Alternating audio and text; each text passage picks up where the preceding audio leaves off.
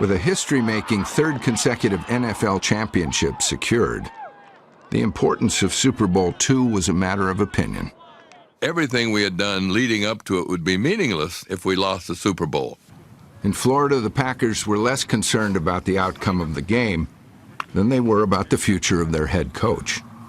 Coach had mentioned on Wednesday, prior to the Sunday Super Bowl, that this might be our last time together. And we looked at one another and, what is that about? I think I looked at Bart and I said, what do you think that means? I don't know, Jerry. It can only mean one thing. And so we kind of thought that maybe it meant that he was going to retire.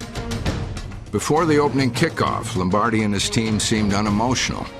But Ray Nitschke, number 66, displayed passion and power on the game's very first play.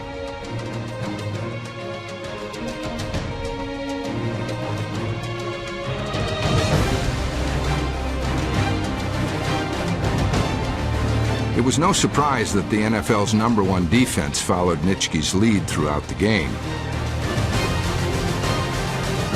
But it was surprising that Lombardi chose number 36, Ben Wilson, to start at fullback instead of Chuck Mercein.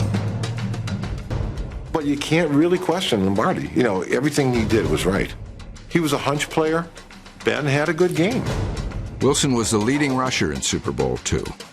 Mercein carried the ball one time for no gain. Despite a 62-yard scoring pass from star to Boyd Dowler, Green Bay was less than dominant in forging a 16-7 halftime lead. The Packers might have been unfocused, but Jerry Kramer put things into perspective. At halftime, I said, let's play this 30 minutes for the old man. I says, look, we got 30 more minutes this year. I said, let's give it to the old man. Let's play the last 30 for the old man. Throughout the second half, the old man watched his old men methodically take apart the Raiders.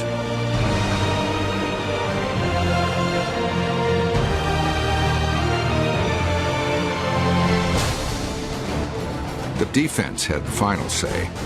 A 60-yard interception return by number 26 Herb Adderley secured the Packers' second straight Super Bowl rout.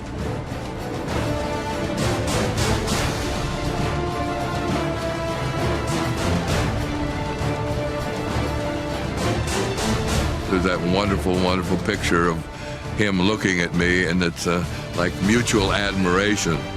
All the arguments, all the difficult times together, and all of his driving and demanding and everything had finally paid off for me, and I finally understood him, and there was that wonderful emotion passing between us.